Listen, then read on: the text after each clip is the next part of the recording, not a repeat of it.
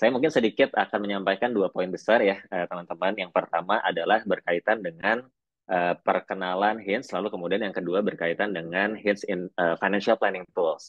Nah, mungkin saya akan masuk ke keduanya, yang poin kedua dulu. Nah, ini Hinge financial planning tools ya. Mungkin ini sedikit gambaran teman-teman tentang kenapa sih kita sharing tentang financial planning tools ini, karena buat kita investasi itu adalah salah satu strategi dalam mencapai tujuan keuangan. Jadi bukan hanya untuk dapat 1%, 2%, trading dan lain-lain gitu. Tapi kita memang menjadikan ini sebagai sebuah instrumen, sebagai tool, sebagai alat, sebagai strategi untuk mencapai tujuan keuangan kita di masa depan. Apakah itu kita pengen nyokolain anak ke luar negeri misalnya, atau sekolah ke perguruan tinggi yang bagus, atau misalnya untuk dana pensiun bahkan yang jangka panjang, itu adalah sesuatu yang memang meaningful lah buat kita. Nah, investasi saham itu menjadi salah satu cara untuk mencapai tujuan keuangan tersebut. Ini mungkin sedikit saya kasih gambaran. Di sini ada 3 poin besar, ada data diri, ada sheet data diri, data dana pensiun, dan juga financial calculator. Nah, di data diri ini, poin pentingnya untuk di sheet yang pertama, di data diri, itu ada risk profile.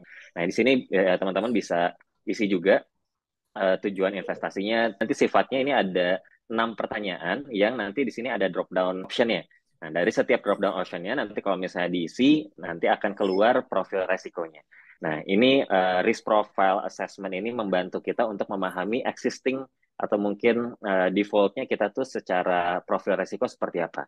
Nah, sebenarnya profil resiko ini sebagai satu indikator kita seberapa dalam tanda kutip mungkin siap untuk masuk ke instrumen saham. Karena mungkin instrumen saham sering dianggap sebagai instrumen yang beresiko.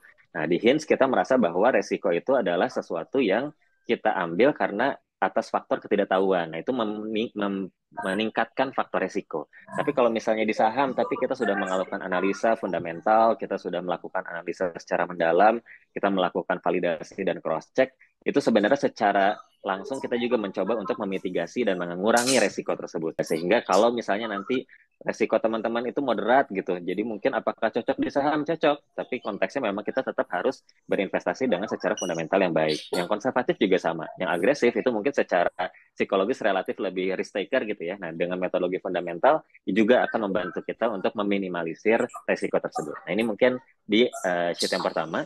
Nah, di sheet yang kedua ini kita punya satu kalkulator pensiun ya, teman-teman semua. Ini salah satu instrumen yang kita sangat rekomendasikan karena rata-rata mungkin pensiun jangkanya panjang.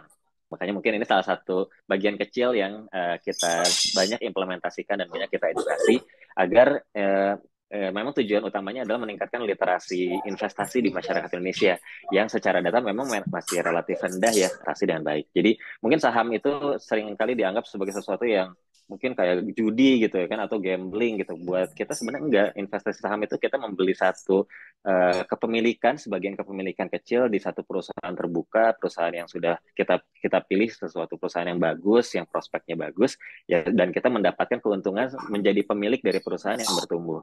Jadi itu kacamata kita sebagai seorang fundamental. Jadi nah, ini mungkin teman-teman nanti bisa menggunakan tools ini sebagai guidance atau ya sebagai indikator awal gitu. Kira-kira saya cocoknya di instrumen apa sih, dan bagaimana saham bisa menjadi alokasi dari 100% aset yang teman-teman punya. Nah, salah satunya adalah untuk tujuan keuangan dana pensiun ya. Kemudian di sini kita bisa isi juga usia harapan hidup. Usia harapan hidup ini nanti akan berdampak pada berapa sih dana pensiun kalau misalnya kita nanti sudah tidak lagi seproduktif sebelum pensiun. Lalu kemudian di sini kita bisa masukin dan pengeluaran bulanan kita bisa masukin di sini. Lalu kemudian kita juga bisa pengeluaran bulanan Anda di masa pensiun misalnya. Nah, jadi nanti teman-teman bisa input-input sendiri gitu ya, angka-angkanya. Nah, di sini ada pertanyaan juga, kira-kira kita setelah pensiun ada pendapatan nggak, kalau misalnya nanti, kalau sekarang eh, kita punya pendapatan pasca pensiun, kira-kira harga sekarangnya berapa sih? Oh, mungkin 10 juta, tapi nanti akan diinflasikan ya, nanti di usia pada saat pensiun. Nanti di sini ada asumsi inflasi, mungkin di Indonesia rata-rata di 4-5%. Asumsi return pada masa pensiun mungkin kita taruhnya cuma di obligasi misalnya, jadi cuma 4% net misalnya. Lalu kemudian ada return menuju masa pensiun. Nah, ini kita bisa asumsikan misalnya, oh saya agresif pengennya di saham, ekspektasinya kalau berdasarkan return historis IHSG kita bisa achieve 15%, nah kita taruh 15%. Jadi dengan input yang di warna biru, teman-teman akan mendapatkan gambaran tentang berapa yang sebaiknya diinvestasikan dan berapa kebutuhannya nanti di masa depan. Maka di sini kita hitung aja misalnya total kebutuhan dana pensiun kita itu ternyata 6,4 miliar gitu kan. Nah, dari 6,4 miliar ini kita bisa taruh kira-kira kita udah punya dana pensiun belum? Kalau misalnya udah, oh saya udah punya nih dana pensiunnya 100 juta. Nah, nanti dana pensiun yang 100 juta ini kan kita investasikan gitu kan dalam waktu 10 tahun ke depan sampai nanti pensiun. Nah, ternyata kebutuhan dana tersedia saat pensiunnya nanti jadi 404 juta nih, dia akan bergulung compounding gitu ya kalau misalnya diinvestasikan dengan return 15% sampai nanti pensiun. Nah, artinya untuk kita bisa mencapai 6,48 miliar ini sehingga total yang kita butuh investasikan untuk mencapai 6,4 miliar itu adalah 21 juta per bulan dengan investasi returnnya adalah 15% per tahun. Nah, apa yang terjadi kalau misalnya kita lebih bagus lagi nih performa investasinya jadi 20%? Oh, ternyata kita nggak harus nabung 20-an juta tadi ya, kita cukup nabung di 15 juta. Tapi kalau misalnya kita naruhnya cuma di obligasi lah misalnya, anggaplah 5%.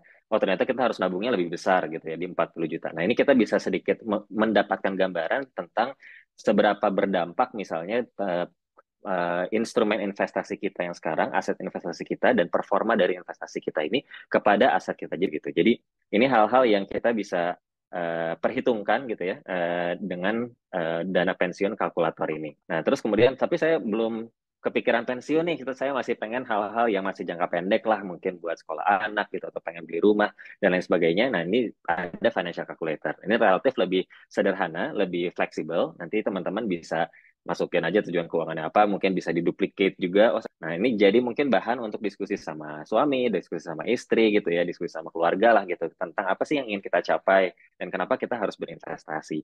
Nah, di sini ada beberapa poin misalnya yang harus diisi yang warna biru ya, teman-teman. Berapa biaya untuk tujuan keuangan, misalnya pengen beli rumah nilainya 1 miliar, berapa tahun lagi pengen dicapainya, 10 tahun lagi cash gitu misalnya ya. Nah, jadi kita nggak pakai KPR. Terus perkiraan inflasinya berapa? 5%. Target return investasinya asumsi 15% dan sekarang dana awal yang dimiliki 50 juta.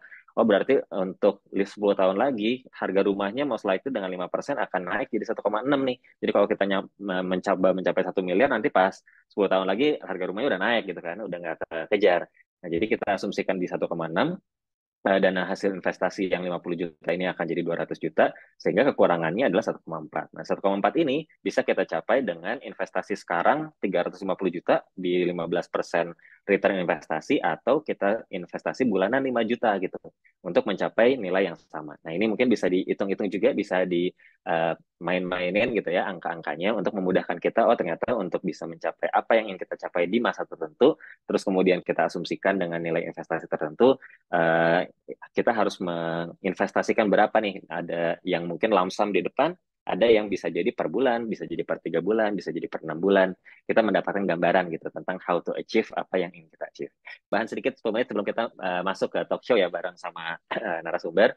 Jadi kenapa sih tadi di sini kita sebut return investasinya bisa 15%, bisa 20% gitu kan. Tapi kalau misalnya kita bilang deposito, mungkin sekarang deposito 3-4% gitu kan net setelah pajak gitu. Terus kemudian kalau kita bilang obligasi, mungkin obligasi juga sekitar 5-6% net setelah pajak. Nah, mungkin investasi yang bisa mendatangkan double digit itu historically adalah saham gitu ya. Nah, saya akan coba share tentang kenapa sih kita bikin Hinge, dan mungkin apakah ini sesuatu yang cocok gitu nanti